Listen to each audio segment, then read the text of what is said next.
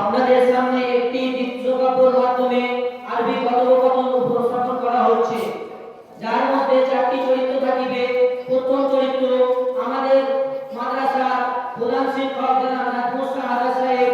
দ্বিতীয় চরিত্র একজন আরবিয়ান মেহমান। তৃতীয় চরিত্র আমাদের মাদ্রাসার মুহতামিম জনাব শাহওয়ান সিদ্দিকী সাহেব।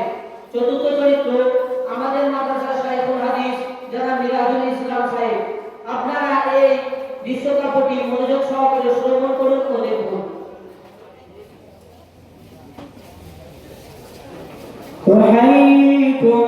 أحييكم وبالأشواق نعاتيكم فأغلى ولدنا أنتم وكل الورد نهديكم.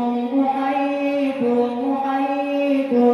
وبالأشواق نعاتيكم فأغلى ولدنا أنتم وكل الورد نهديكم. أحييكم وبالأشواق نأتيكم فأغلى ولدنا أنتم وكل الورد نهديكم. أصافر من الخلد تبرد بين أهليكم جوانبنا لكم سرر ومن دمنا نغاتيكم. أصافر من الخلد تبرد بين أهليكم جوانحنا لكم سرر ومن دمنا نغاديكم. جوانحنا لكم سرر ومن دمنا نغاديكم. أحييكم وبالأشواق نأتيكم فأغلى ولدنا أنتم وكل الورد نهديكم. أحييكم وبالأشواق نأتيكم فأغلى ولدنا أنتم وكل الورد نهديكم. السلام عليكم ورحمة الله وبركاته. وعليكم السلام ورحمة الله وبركاته. أهلا وسهلا ومرحبا بك. أيها الشيخ، أنت رئيس الأساتذة. نعم، كما أنت تدل. كم عدد الطلاب في هذه المدرسة؟ في هذه المدرسة 500 طالب أو أكثر، وعدد الأساتذة 30 أو أكثر. أيها الرئيس، عرفني شيئا فيما يتعلق بالمدرسة. نعم، هذه المدرسة مدرسة إسلامية دينية ولها شهرة كبيرة في ولاية غرب البنغال. قد أسسها الشيخ المجدد أبو بكر الصديق رحمه الله تعالى. نعم، هذه المدرسة قد وصلت فيها المراحل التعليمية إلى الآن. أول 3 سنوات يتعلم الطلاب ويتدرسون فيها العلوم الابتدائية، وفي مدة 3 سنوات أخرى يتعلم الطلاب ويتدرسون فيها العلوم الشتى من الفنون المختلفة، من النحو والصرف واللغة العربية، تكلما ومحادثة وكتابية وخطابية، وترجمة القرآن إلى اللغة البنجلية والأردية ومن إلى غيرها من العلوم العصرية. وفي السنوات ال3 الأخيرة يتلقى الطلاب فيها بالعلوم من الدرجة العليا، يعني الفقه وأصول الفقه وأصول التفسير والعقيدة السليمة الصحيحة وأصول الحديث مع شرح الستة، ومن إلى غيرها من كتب الأحاديث النبوية الشريفة. وأيضا لها قسم تحفيظ القرآن فيها 6 حلقات فيها يحفظ الطلاب القرآن الكريم. ما شاء الله، جميل، أحسنت، بارك الله فيكم وفي مدرستكم. هذا هو مدير المدرسة سماحة الشيخ ثوبان الصديقي. كيف حالك يا شيخ؟ الحمد لله طيب، وكيف أنت وكيف أنت؟ الحمد لله مع السلامة والعافية، وقد سافرت بلا مشقة وبلا تعب، الحمد لله وشكر لله. أيها الشيخ، كم تكلفا تتحمل هذه المدرسة في الطعام والرواتب الشهرية وفي الكهربية المنزلية؟ نعم، المصروفة في طعام 500,000، وفي الرواتب الشهرية 300,000، وفي كهربية 100,000. هذا مبلغ كبير وهذا عظيم جدا. كيف يأتي هذا الشيء؟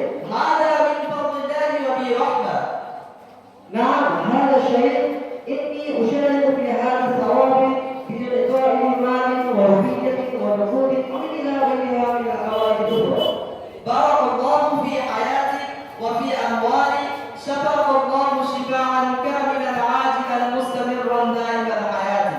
فضيلة الشيخ، نحن نرجو منه غاية الأدب إلقاء الخطبة أمام الناس خطبة غالية فيها فائدة لنا. নাম লা হরজ ইনশাআল্লাহ তাআলা। সম্মানীয় মেহমানরা, আপনাদের সামনে এখন আরবীয় মেহমান কিছু বলে শোনাবে এবং আমাদের মাদ্রাসার শাইখুল হাদিস যারা মিরাজুল ইসলাম সাহেব ওটা অনুবাদ করবে।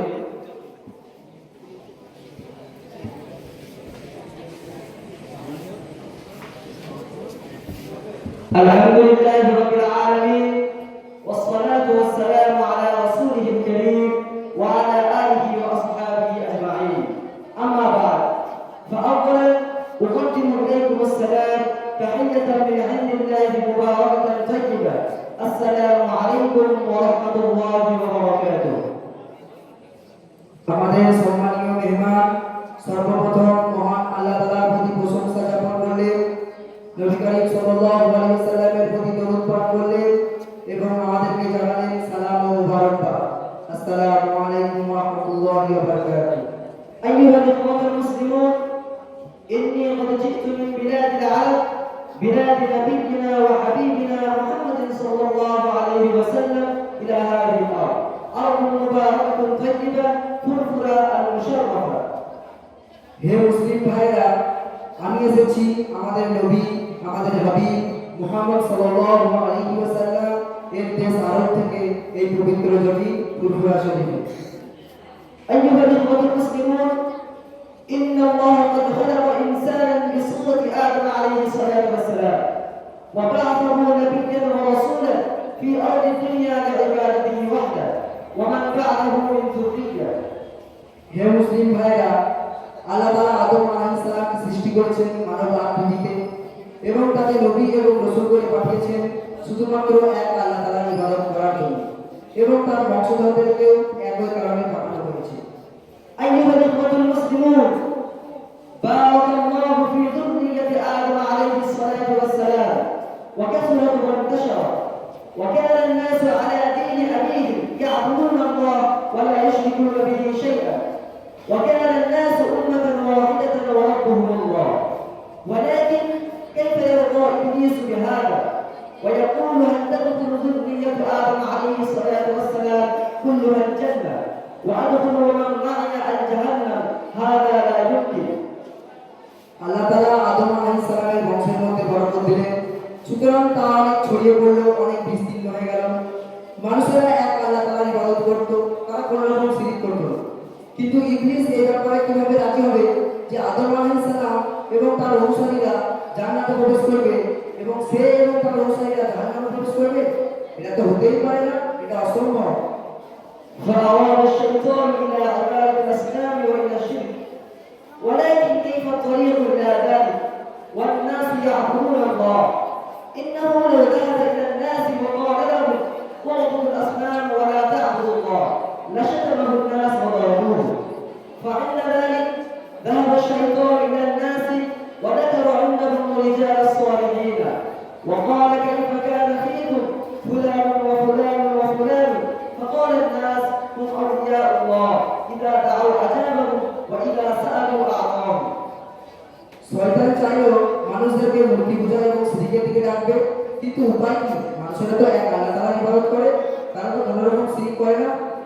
তা সত্ত্বেও শয়তান মানুষদের কাছে গেল এবং বলল তোমরা মূর্তি পূজা করো, তোমরা আল্লাহর ইবাদত করো না। তো শয়তান তাদের কাছে গিয়ে বলল যে অমুক অমুক অমুক এরা তোমাদের মধ্যে কেমন ছিল? মানুষরা বলল এরা তো আল্লাহর বন্ধু, এরা যখন চাইতেন আল্লাহ তাআলা এদেরকে দিতেন, এরা যখন দোয়া করতেন আল্লাহ তাআলা এদের দোয়াকে কবুল করতেন। أيها الناس، يقول الشيطان للناس كيف الافتراق بينكم؟ قالوا شديد.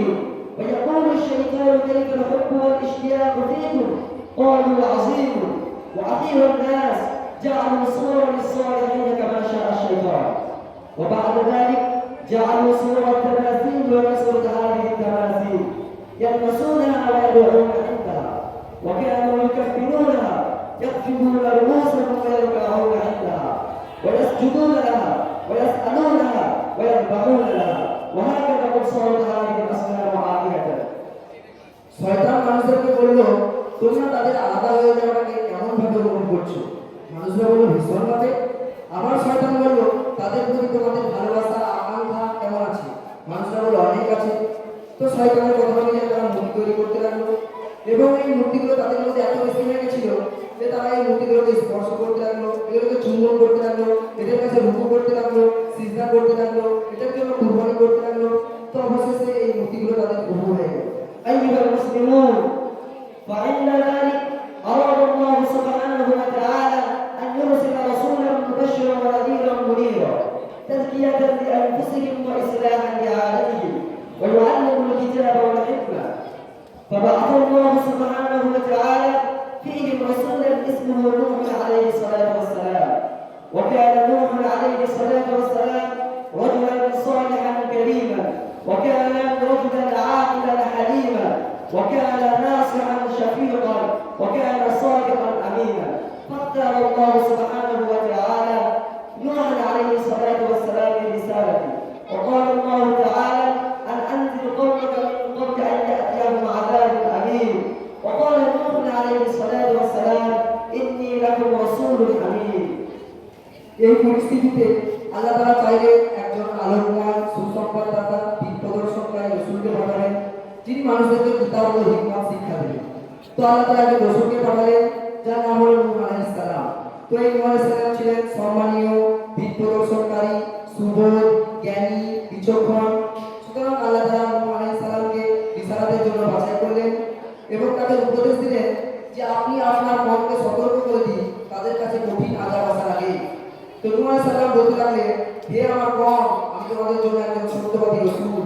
أيها الناس، اعلم جيدا أن نوحا عليه الصلاة والسلام اجتهد كثيرا ودعا قومه إلى الله زمنا طويلا 1000 سنة إلا 50 عاما، ولكن قوم نوح لم يؤمنوا ولم يتركوا عبادة الأصنام ولم يرجعوا إلى الله.